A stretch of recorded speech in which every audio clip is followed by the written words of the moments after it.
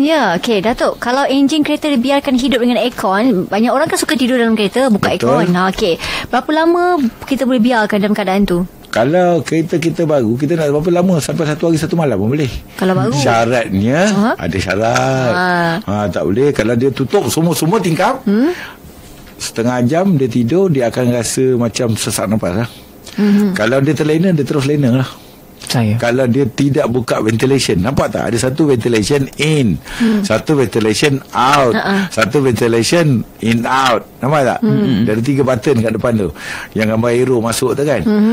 Jadi dia kena tekan button in daripada luar, out in. Bukan in out, bukan. Out in, angin luar, udara luar, tengah pressure luar, tekanan luar boleh masuk melalui tingkap ventilation ke dalam kenderaan tu, dipanggilkan ventilation. So paling mudah kita kena turunkan sekurang-kurang dia 1 inci tingkap kita. Cermin tingkap tu turun 4 1 pun cukup. Pun dah okey.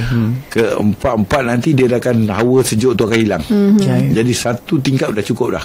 Jadi kita akan boleh duduk 24 jam dalam kereta, tak ada masalah. Tetapi kereta kita tu kereta baru kan. Kalau kereta lama, bila dia statik, dia akan gunakan auto fan untuk turunkan temperature. Bila melebihi had, dia akan jadi panas, air akan mendidih, dia akan burst.